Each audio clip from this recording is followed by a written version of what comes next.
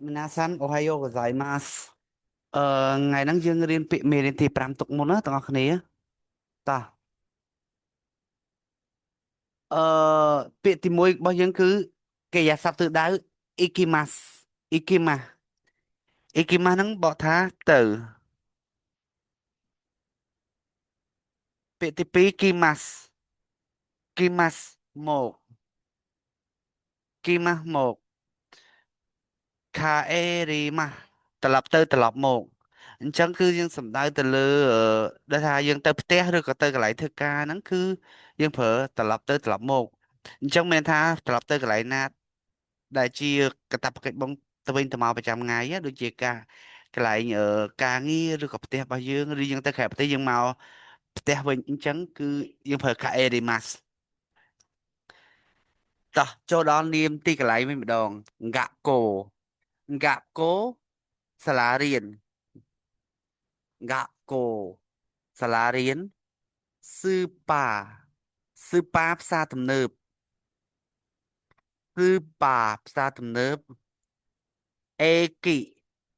អេគីអេគីស្ថានីយ៍រថភ្លើង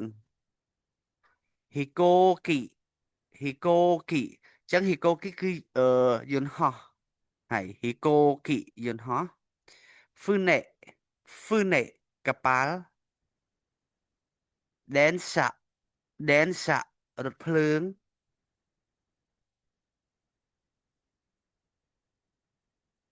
តោះឈីកាតេสึឈីកាតេสึរថភ្លើងក្រោមដីអញ្ចឹងនៅប្រទេសជប៉ុនគឺមានរថភ្លើងក្រោមដីរថភ្លើងធម្មតានៅលើផ្លូវយើងធម្មតាហើយនឹងរថភ្លើងមួយទៀតគេហៅរថភ្លើងស៊ីនកាំងសែនតែអាហ្នឹងនៅលើរៀងនៅដូចនៅលើ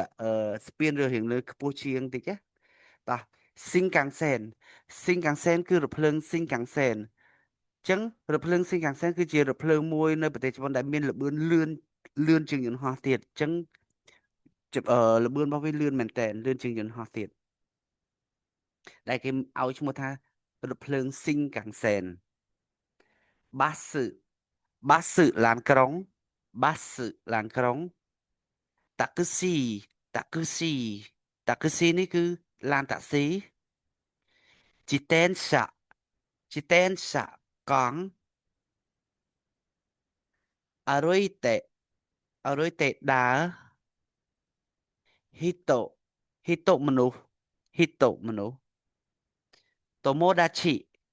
តូម៉ូដាឈីមិត្តភក្តិ ខារ៉េគាត់ឬក៏សង្សារប្រុសអញ្ចឹងពាក្យថាខារ៉េគឺសំដៅនិយាយទៅលើមនុស្សស្រីនិយាយទៅលើមនុស្សប្រុសណាគាត់នោះពេលច្រើនយើងហៅអាគាត់នោះអញ្ចឹងណាទៅលើមនុស្សប្រុសហើយយើងក៏អាចនិយាយថាយើងលើកនិយាយមកទៅលើសង្សារក៏បានដែរសង្សារប្រុសរបស់យើងណាមនុស្សស្រីសង្សារប្រុសតោះខាណូយ៉ូខាណូយ៉ូខាណូយ៉ូនេះសង្សារស្រីមានថាមនុស្សប្រុសមានសង្សារស្រីគេហៅនាងណាខាណូយ៉ូ Kanojo ខាហ្សូគឺខាហ្សូគឺនឹងគ្រួសារខាហ្សូគឺគ្រួសារហីតូរីដែលតែម្នាក់ឯងសែនស៊ឺសែនស៊ឺសប្តាហ៍មុនខុនស៊ឺខុនស៊ឺសប្តាហ៍នេះរ៉ាយស៊ឺរ៉ាយស៊ឺសប្តាហ៍ក្រោយហ្សេនហ្កេស៊ឺហ្សេនហ្កេស៊ឺខែមុនខុនហ្កេស៊ឺខែនេះ ខុនហ្កេសឹខែនេះយើងអានខុនក៏បានខុនក៏បានដែរខុនហ្កេសឹខែនេះរ៉ៃហ្កេសឹខែក្រោយរ៉ៃហ្កេសឹខែក្រោយខ្ជុណែន